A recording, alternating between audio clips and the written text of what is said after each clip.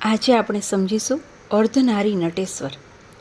કલ્યાણ કરવાવાળા નવયૌવનથી યુક્ત પરસ્પર અલિષ્ટ શરીરવાળાને નમસ્કાર. આખલો જેના ધ્વજમાં છે એવા શંકર અને પાર્વતીની કન્યા પાર્વતીને વારંવાર નમસ્કાર. માનવ બુદ્ધિમાન પ્રાણી છે, સાથે સાથે એને ભાવપૂર્ણ હૃદય પણ મળ્યું છે. સૃષ્ટિ કેવળ એક અકસ્માત હશે એમ સહેલાઈથી માની શકતો નથી.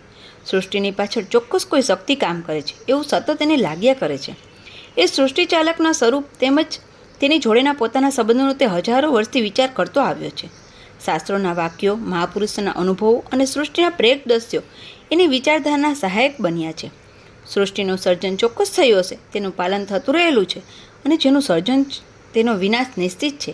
એ ન્યાયે સૃષ્ટિનું વિસર્જન પણ થશે એવું એની બુદ્ધિ સ્પષ્ટ રૂપે કલ્પી શકે છે. આ જ કલ્પનાને સર્જક, પોષક, સંહારક એવા બ્રહ્મા, વિષ્ણુ અને મહેશના સાકાર રૂપને સ્વીકારી માનવે નક્કર સ્વરૂપ આપ્યું છે. શરૂઆતની આ વિસ્તૃત કલ્પના પાછળથી માનવની મૂર્ખતા ભળી અને 3 દેવો જુદા ગણાવા લાગ્યા. એટલું જ નહીં, પરંતુ એ ત્રણેયના સંબંધો બહુ સારા નથી એવું ઠરાવવાનો પણ તત્ત દેવના ઉપાસકોએ બાલિશ પ્રયાસ કર્યો છે. વાસ્તવમાં બ્રહ્મા, વિષ્ણુ અને મહેશ એ એક જ શક્તિને અપાયેલા જુદા જુદા નામો છે. વિભિન્ન પ્રકારના કામ કરતી એકાદ વ્યક્તિ જુદા જુદા નામે ઓળખાય, તેથી તેને જુદી જુદી વ્યક્તિ ગણાવવાની મૂર્ખાઈ આપણે કરતા નથી.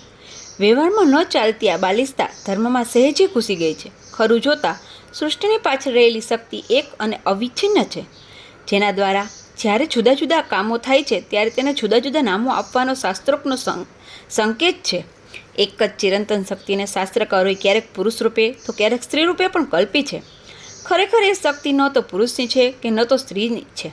તે શક્તિના પૌરુષ અને કર્તૃત્વની કલ્પના કરીને આપણા ઋષિએ તેને પુરુષ ઠરાવી છે, જ્યારે તેમાં રહેલા પ્રેમ અને કારુણ્યને જોઈને શાસ્ત્રકોએ તેને સ્ત્રી રૂપે પણ કલ્પી છે.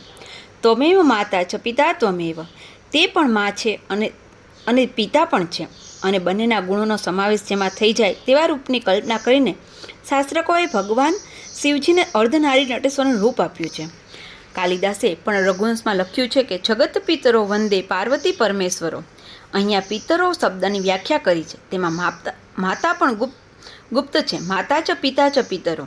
સ્ત્રીત્વના ગુણો અને પુરુષત્વના ગુણો એકત્ર એક માનવામાં આવ્યા, તે જ માનવ જ્ઞાનનું પરમોચ્ચ રૂપ છે. કેવળ નારીના ગુણો મુક્તિને માટે ઉપયોગી નથી.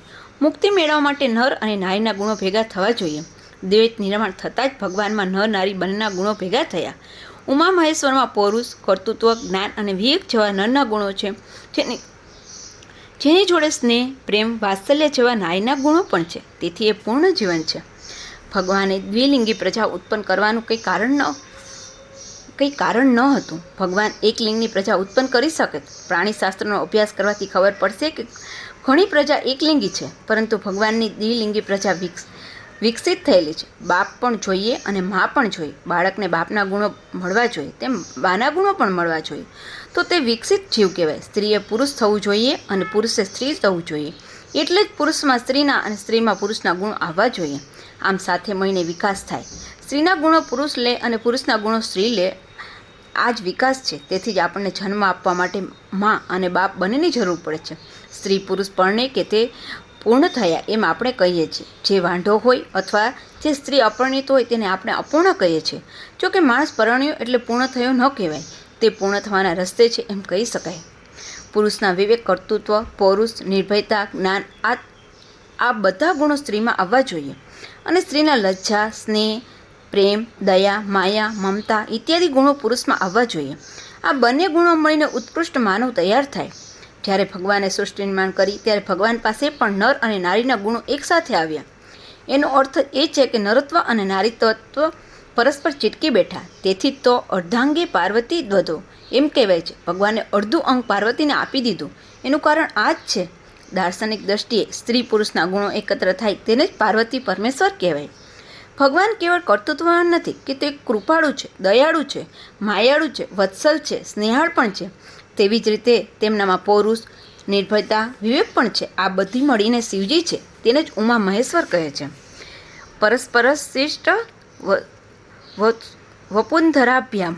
શિવ અને પાર્વતી આ બંને જણાએ એકબીજાને જકડી રાખ્યા છે, આલિંગન આપ્યું છે. એક જ ભગવાનનું રૂપ છે, પણ તેમાં નરગુણો અને નારીગુણો મિશ્રણ થયેલું છે, જેનું અર્ધનારી નટેશ્વરના રૂપમાં ચિત્રણ છે.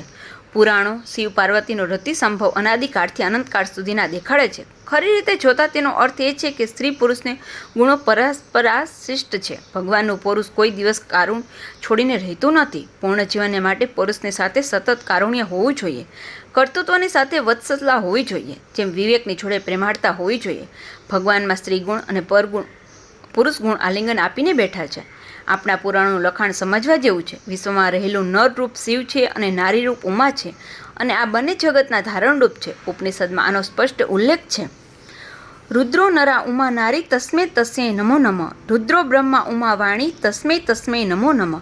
રુદ્રો વિષ્ણુ ઉમા લક્ષ્મી તસ્મે તસ્મે નમો નમઃ. રુદ્ર સૂર્ય છે અને ઉમા તેની પ્રભા છે. રુદ્ર ફૂલ છે અને ઉમા તેની સુગંધ છે. રુદ્ર યજ્ઞ છે અને ઉમા તેની વેદી છે. વાસ્તવિક સૃષ્ટિના મૂળમાં બે તત્વો છે, પ્રકૃતિ અને પુરુષ, એમ સાખ્ય દર્શનનો સ્પષ્ટ મત છે. શ્રી કૃષ્ણ ભગવાન પણ ગીતામાં કહે છે કે પ્રકૃતિ પુરુષમ ચ વિજ્ઞાનાદિ ઉમાપહતિ ઉભા પ્રકૃતિ અને પુરુષ બંનેના આધારે આ સૃષ્ટિ નિર્માણ થઈ છે. એક તત્વ વગર બીજું પાંગડું જ છે.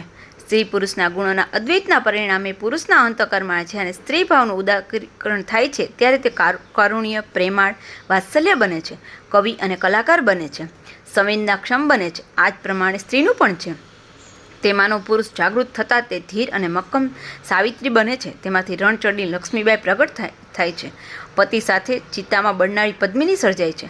ટૂંકમાં અર્ધનારી નટેશ્વર પુરુષ અને પ્રકૃતિ, ઉમા અને મહેશ, નર અને નારીના સંયોગનું પ્રતીક છે. સ્ત્રી અને પુરુષના શ્રેષ્ઠ ગુણોનો સરવાળો સાધીને જો આપણે પૂર્ણ જીવન તરફ પ્રયાણ કરીએ તો જ આપણે અર્ધનારી નટેશ્વરની પૂજા કરી ગણાય. અસ્તુ.